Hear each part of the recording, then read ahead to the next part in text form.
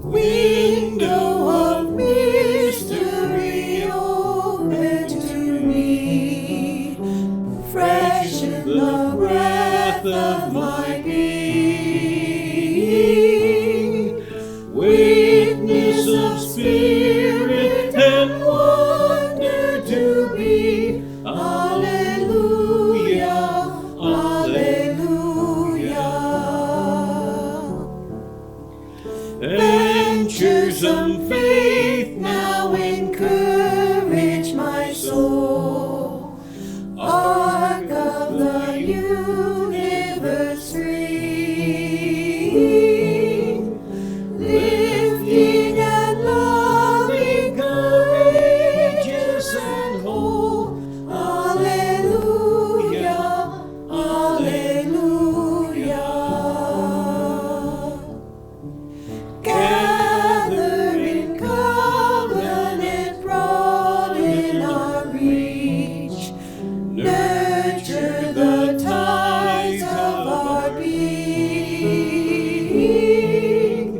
binding in wholeness of blessing to each. Alleluia, alleluia.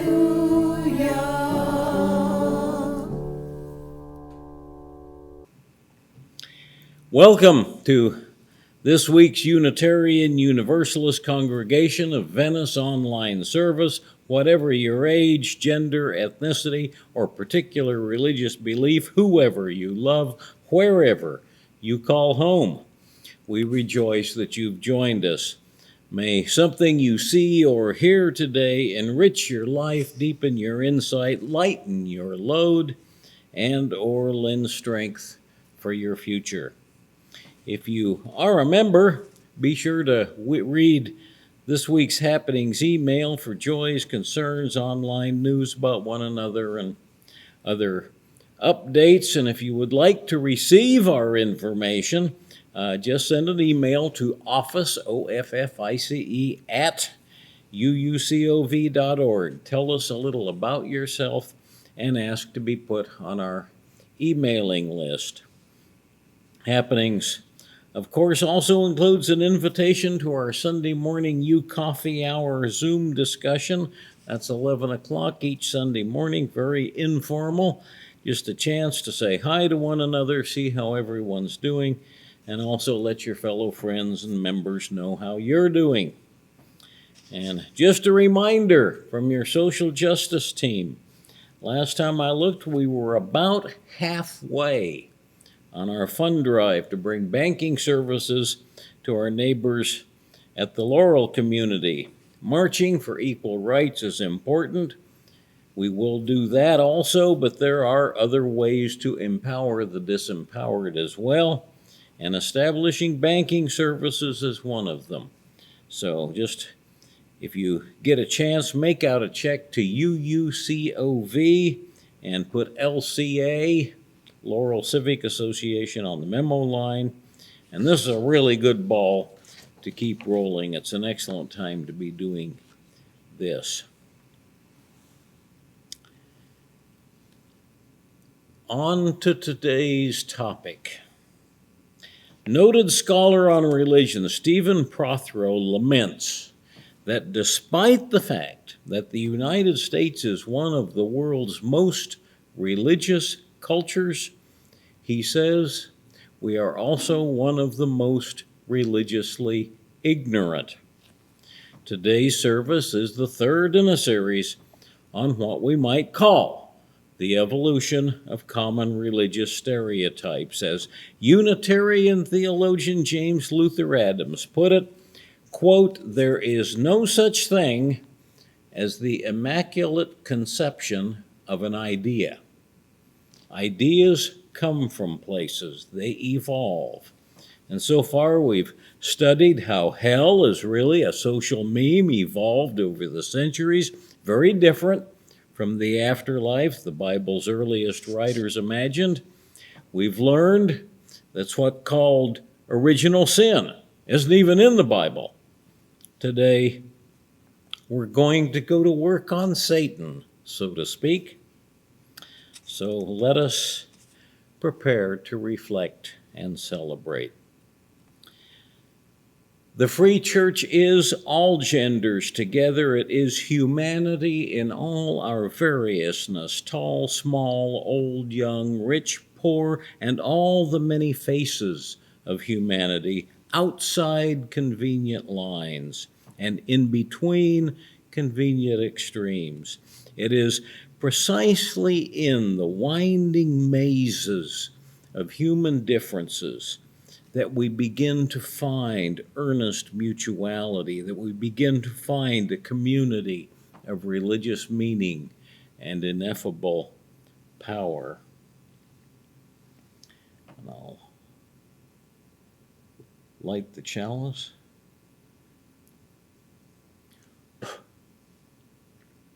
And I invite you to join to begin our service with our opening hymn, number 303, We Are the Earth, Upright and Proud. And I might mention that the melody will be very familiar, written by Martin Luther, no less, but a humanist version of what Martin Luther wrote.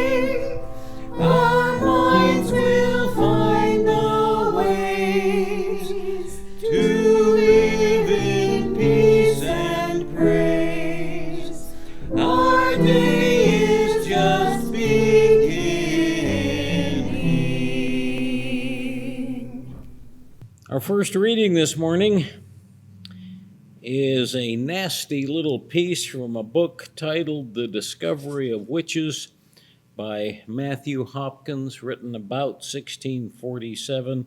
Matthew Hopkins was one of the great con artists of all time with deadly results.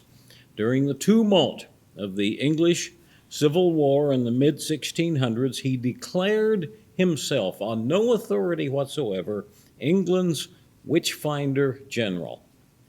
He just took advantage of the violent paranoia of the time, and he and his henchmen would ride into a village and charge exorbitant fees to catch all of the village's witches.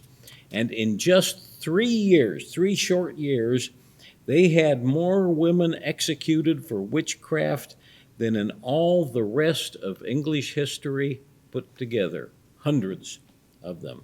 When the authorities, and particularly the Church of England, started looking too closely at what he was doing, he retired, rich, he was a rich man by then, and wrote this book to justify his actions. And he writes, quote, God suffers the devil many times to do much hurt, and the devil doth play many times the deluder and impostor with these witches, in persuading them that they are the cause of such and such a murder wrought by him with their consents, just as his trick against them, when and indeed neither he nor they had any hand in it.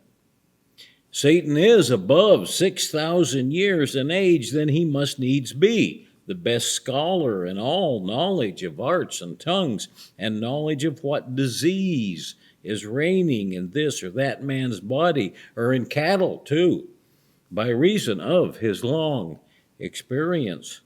And this subtle tempter, knowing such a man is liable to some sudden disease, he resorts to diverse witches. If they know the man, they can bring about his death by the devil's power. With a, what will you have me do for you, my dear and nearest children, covenanted and compacted with me in my hellish league, and sealed with your blood, my delicate firebrand darlings? O thou, they say, that the first thou didst promise to save us, thy servants, from any of our enemies, and slay all those that did offend us. The devil then promises to effect it. And the next the news is heard that the party is dead. And Satan comes to the witch and gets a world of reverence, credence, and respect for his power and activeness, when and indeed the disease of which he had knowledge killed the party, not the witch, nor the devil. Only the devil knew that the disease was rampant, and the witch aggravates her damnation by her familiarity and intercourse with the devil, and so comes likewise in the compass of the law. This is Satan's usual imposturing and deluding of the foolish. Close quote. In other words, doctrinally, it would have been blasphemy to claim that Satan had actual power other than to trick people. So the suspected witch's only crime was to be tricked. And that didn't matter. The smooth-talking Hopkins persuaded magistrates to execute them anyway by the dozens. His book, The Discovery of Witches, was later used at the Salem witch trials in Massachusetts Bay Colony. Now that's an ugly little piece of history, so I invite you to join in a little palate cleanser. We'll sing together the response hymn, number 95, There Is More Love Somewhere.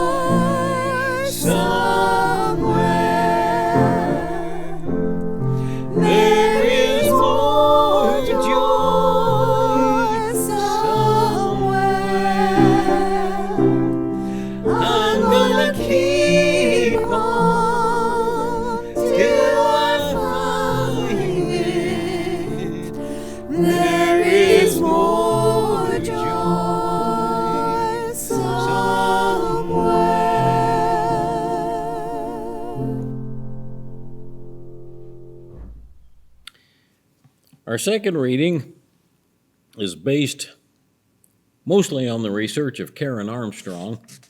In 1484, Pope Innocent VIII published the papal bull Summa Desiderantis, which kicked off a Europe-wide witch-hunting craze that continued off and on for 200 years.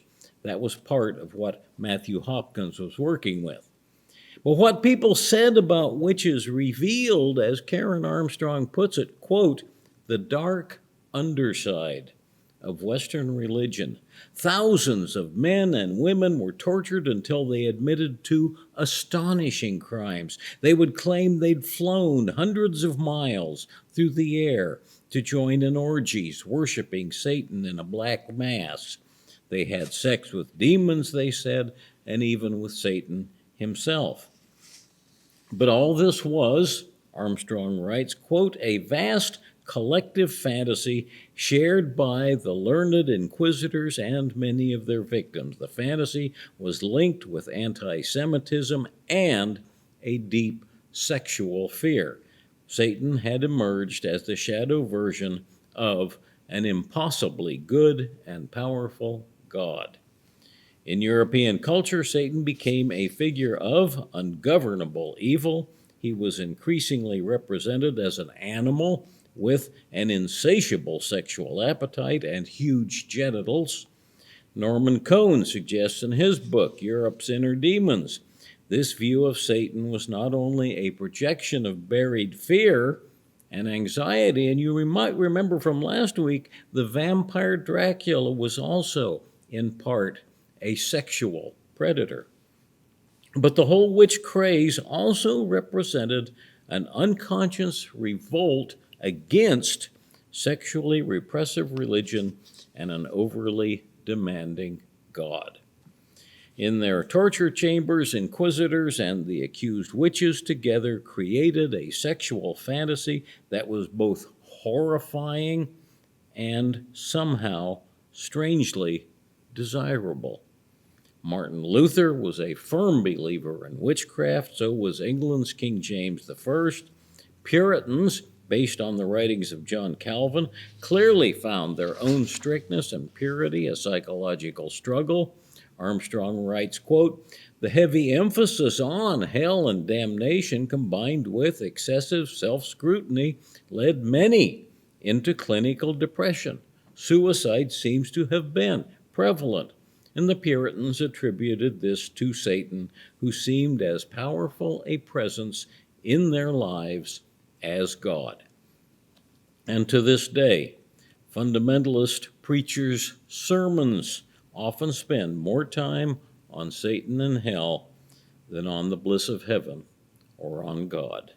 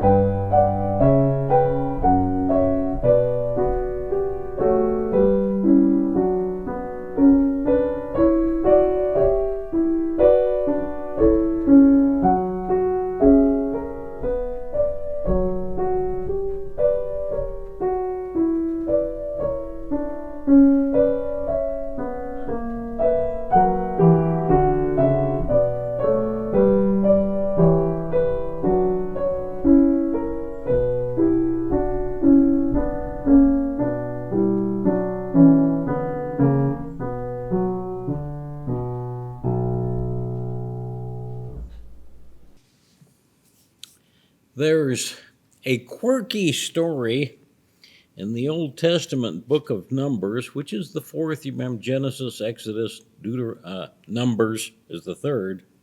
Genesis, Exodus, Leviticus, Numbers, Deuteronomy. So it's the fourth book of what's called the Pentateuch, very early book, which tells about a freelance sorcerer named Balaam. Balaam is not very ethical, and he's not very smart either. Among the Hebrews, unauthorized conjuring was forbidden, but Balaam was Moabite, not Hebrew, so he got away with it, selling his witchery to the highest bidder. In chapter 22 of Numbers, the Hebrews, who were still at that point being led by Moses, have been wandering for many years. They finally reached Moab and are marching west toward the Jordan River. This worries the king of the Moabites. The Hebrew army is so vast it's eating everything in sight. He knows his army is not strong enough to stop them. The Moabite king calls together his advisors and sends a delegation to bribe the sorcerer Balaam to cast a curse on the Hebrew army. The king doesn't have a lot of faith in his own army, but he's certain he can defeat the Hebrews if Balaam puts a good enough curse on them. Balaam receives the delegation politely, but having a sorcerer's vision, even if he is a crooked one, he's smart enough to know that the God of the Hebrews is not to be messed with, so he refuses the job. But the king is not one to give up easily. He sends an even bigger delegation with even more bribe money. Balaam still has his doubts, but he's also greedy. So after sleeping on the offer, he decides to give it a try. He saddles up his donkey and sets out for the capital of Moab, where he'll prepare a curse against the Hebrews. This makes God angry. So God sends an angel to block the road and keep Balaam from reaching his destination. And the joke's really on Balaam. Even though he's supposed to have magical powers, he cannot see the angel, but his donkey can. The angel has its sword drawn, ready to kill Balaam if he tries to get past it. Balaam urges his donkey forward, but it's too frightened to go anywhere near that angel. 3 times, the donkey shies away, and each time it does, Balaam foolishly beats it harder with his staff. Finally, God gives the donkey the power of speech so it can beg Balaam to stop beating on it. Now, you would think a sorcerer would catch on by this time that something's not quite right, but Balaam still doesn't get it. So at last, quoting from the King James translation, quote, "Then the Lord opened the eyes of Balaam, and he saw the angel of the Lord standing in the way with his sword drawn in his hand. And Balaam bowed down his head and fell flat on his face. And the angel of the Lord said unto him, Wherefore hast thou smitten thine donkey 3 times? Unless she had turned away from me, surely now also I had slain thee, and saved her alive. And Balaam said unto the angel of the Lord, I have sinned." Close quote. Now, this passage is remarkable for a couple of reasons. First, the book of Numbers is a very serious book, but here's this kind of slapstick story stuck into the middle of it. And scholars argue how it got there, but according to the New Interpreter's Bible, a standard reference source, it's most likely a folk tale that got added after the rest of the book had been written down. With scribes hand copying texts, that was not an unusual thing. It was pretty common, actually. Second point is even more important. English translations, including the King James Version, call God's sword-wielding messenger an angel, but that is a mistranslation. The word in the original Hebrew text is Satan, which can mean either an adversary or a person who accuses somebody of something. And in this case, it's both. The Satan is Balaam's adversary sent to block his path, and it also accuses him of wrongdoing, using magic to help the Moabites. The text states very clearly, this Satan is sent by God to do God's work. And for the record, this is the first time the Hebrew word for Satan appears in the Bible. He's an errand boy for God. The word shows up again in stories about King David and King Solomon. There it means a military adversary. The Philistines call David a Satan because he's a strong warrior, he's a strong opponent. And later we're told that King Solomon was able to build his great temple because he ruled during a time of peace when there was no Satan opposing Israel. So Solomon had no strong military adversaries. And of course, the most famous use of the word Satan in the Old Testament is the story I told a couple of weeks ago about Job, one of God's heavenly advisors called Satan, or the accuser, talks God into testing whether Job is really, truly faithful. Now, most scholars agree that in this story, Satan is a regular member of God's entourage, and some have suggested that there may actually have been a real government official who functioned somewhat like a modern district attorney or one who accuses. This seems to have been the case in the Persian court, definitely, although the title was different. They didn't use the Hebrew term. In Job and other passages like it, Satan, the Satan, malevolently stirs up trouble. So if the phrase did mean a legal official, he was pretty unpopular, which makes sense.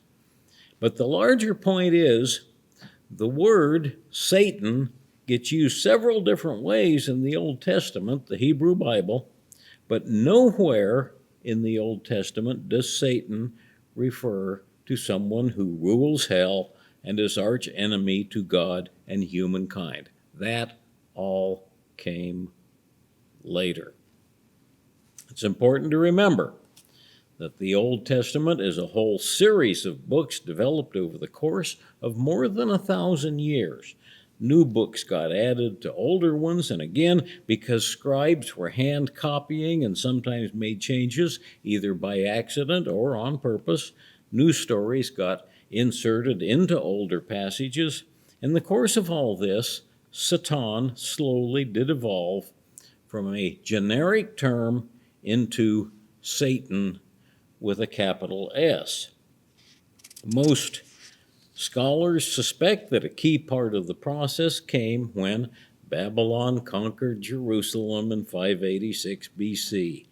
Yep, here we go with the Babylonian captivity again.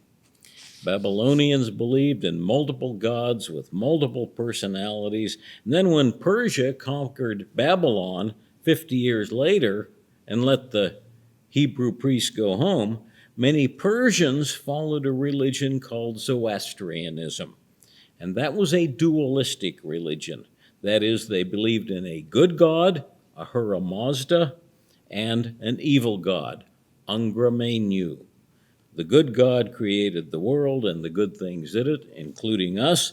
The evil God fought the good God at every turn, but would meet defeat at the end of time.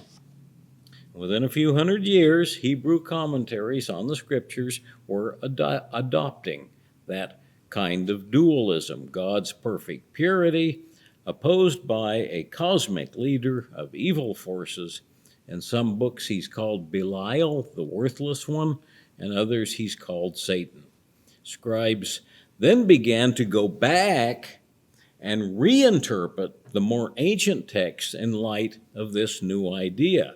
So, according to some rabbinic commentaries, written hundreds of years later, maybe the serpent in the Adam and Eve story really was Satan.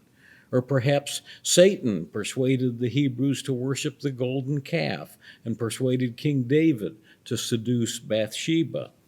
Another reinterpretation of an obscure passage in Isaiah suggested that Satan had once been an angel who was thrown out of heaven for disobeying God, and he crashed to the earth in a blaze of light like a meteor, which in the Middle Ages got him called Lucifer, which is Latin for light bringer. Mind you, none of those interpretations are in the scriptures themselves, but in commentaries written hundreds of years later. By the time St. Paul was writing the oldest parts of the New Testament, general Hebrew belief was that Satan was God's cosmic adversary. And that's the line the New Testament follows. Matthew calls him Beelzebul or Baalzebub, which has an interesting story all its own. It comes from an Old Testament story about King Ahaziah, the son of King Ahab and Queen Jezebel. And just having those two infamous parents, you know this story is not going to end well. And sure enough, like his mother, Ahaziah believed in false gods and asked for a prophecy from a Phoenician god the text calls Baalzebub. And as punishment, sure enough, Ahaziah dies a pitiful death. But the Phoenicians never had a god called Baalzebub, which in Hebrew means Lord of the Flies. The name was a deliberate insult, a pun on the god Baal-zebul, which in Phoenician means Lord of the heavenly household. In various ancient Near Eastern languages, Baal-zebul's name got used for a bunch of world word plays by other religions, some of them not fit for mixed company, and in Matthew, who becomes Beelzebul, who leads the demons opposed to God. Different New Testament writers gave Satan different names. He is king of the fallen angels, already judged and defeated because of Jesus' sacrifice. He is a lying tempter capable of disguise and deception. But according to the book of Revelation, the final book of the New Testament, he will be defeated and bound at the end, and with all his followers cast into the flames of hell. But for the time being, Revelation says, Satan rules the material world. Satan rules the world. Now, if you ever visit Germany, take a little side trip here. If you ever visit Germany, the State Museum in Berlin can give you a peek into what Revelation was talking about and how it later got changed. One exhibit there is a full-size reconstruction, it's a huge thing, of what's called the Great Altar of Pergamon. And it's a breathtaking monument with sculptures of the Greek god Zeus, Athena, and others in battle against the Titans. In New Testament times, Pergamon was an important city in what's now known as Turkey, and the great altar was built on a hill overlooking that city and was famous across the Near East. And then when Rome conquered that region, they co-opted the great altar as a symbol of Rome's power. New Testament writers, including the author of Revelation, known as John the Evangelist for the record, saw Rome as the evil empire. In one passage, John writes, "To the congregation that is in Pergamon, I know where you dwell, where the throne of Satan is. And you hold fast to Jesus' name, and you did not deny his faith, even in the days of Antipas, his witness, his faithful one, who was killed among you, where Satan dwells." The throne where Satan is, or where the throne of Satan is. He was referring to the great altar that represented Rome's power. Okay, so to John, yes, Rome ruled the world. And those Greco-Roman sculptures glorified Rome, and Rome was the embodiment of Satan. New Testament scholar Adela Yarbrough Collins writes, quote, that John saw Satan as a power in opposition to God, embodied in Roman imperial might. Throughout Revelation, Satan is depicted as the Roman Empire, and Rome's emperor is depicted as the beast. So if you're wondering about all this talk about the beast in Revelation, people reading Revelation when it got written knew exactly what John was talking about. To the author of Revelation, Satan was imperial Rome, and both would be defeated by the second coming of Christ. But it didn't work out quite that way, to say the least. That kind of theology presented a problem as Christianity itself got co-opted as the religious arm of imperial Rome. As I mentioned before, St. Augustine was the most influential Christian scholar in solving this role reversal, and he had to reconcile the New Testament's condemnation of Rome's power with the fact that by his day, imperial Rome had long since become the church's most important customer.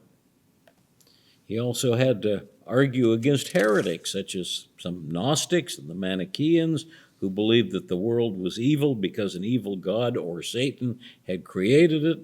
He also had to argue against Pelagian heretics, who were a lot like Unitarians, who believed humans had the power to save ourselves through our own free will.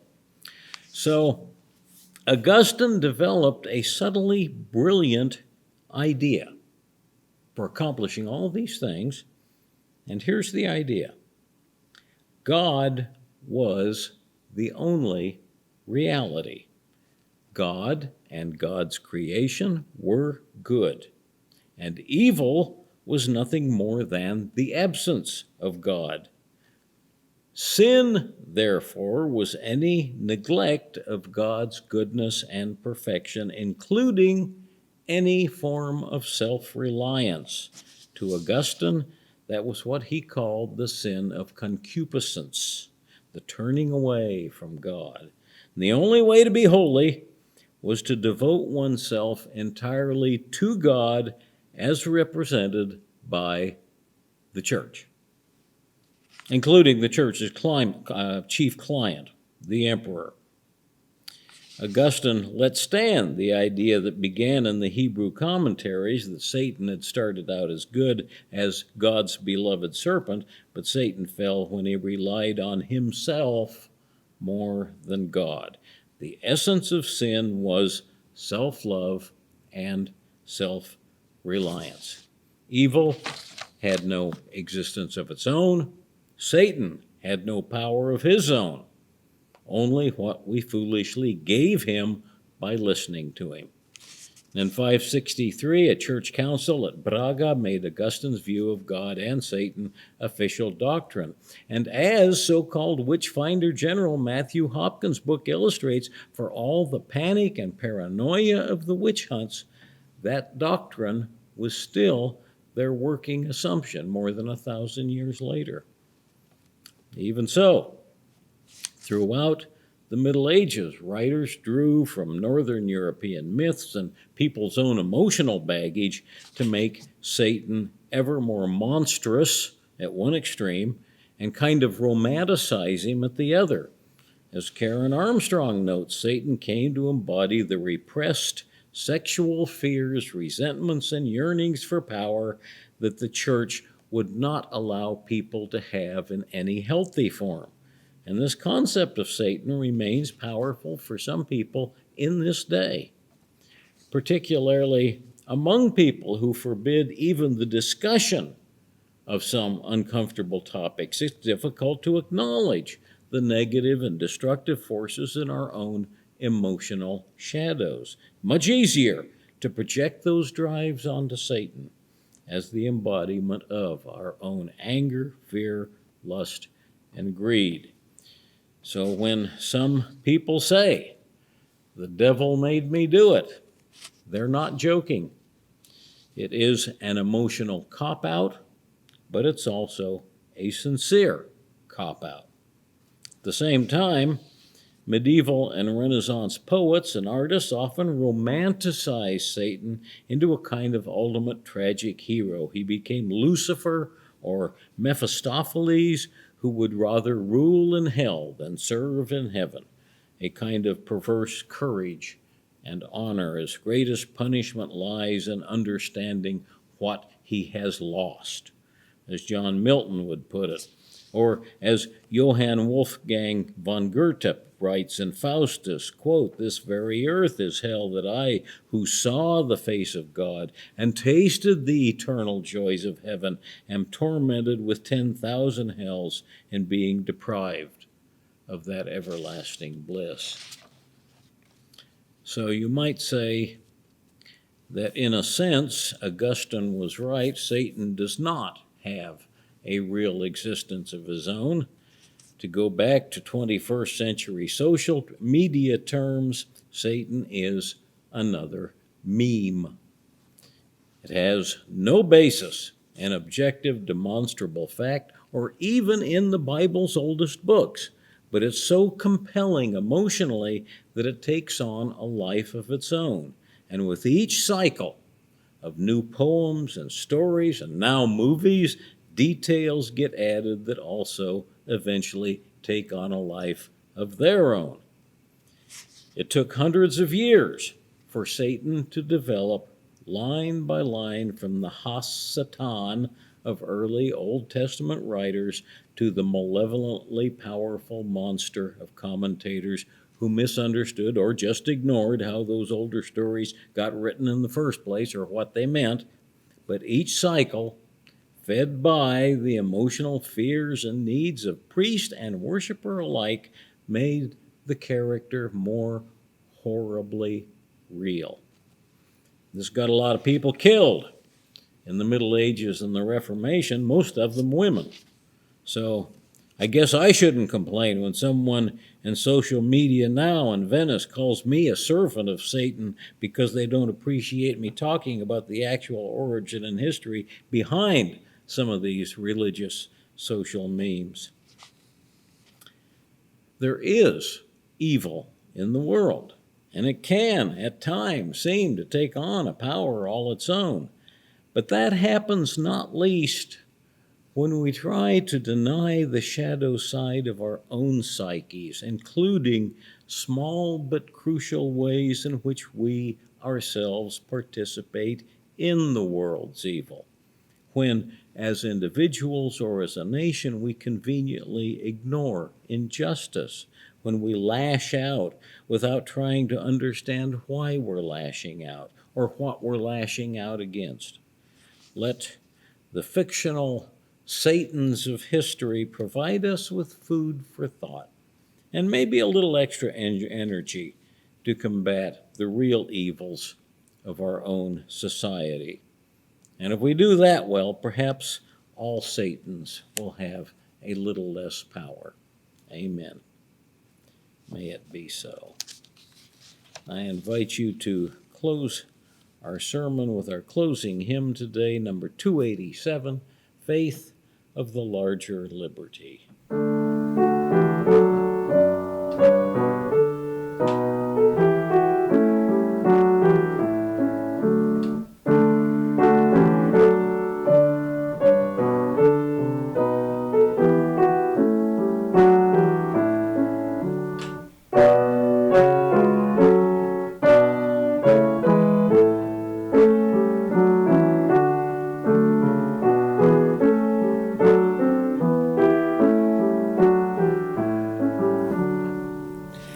Faith of the larger liberty, source of the light expanding, law of the church that is to be, whole bondage notwithstanding.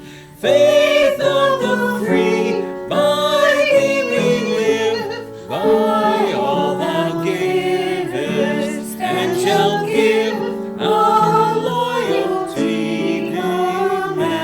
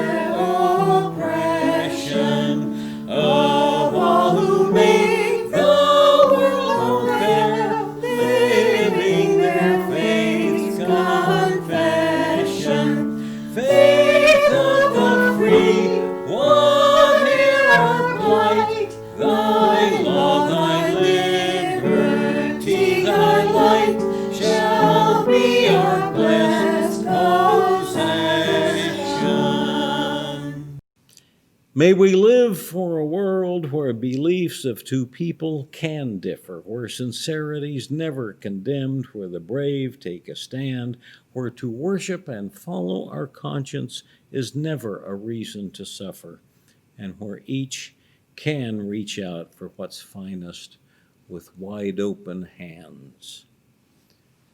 Shalom, salam, blessed be, and amen.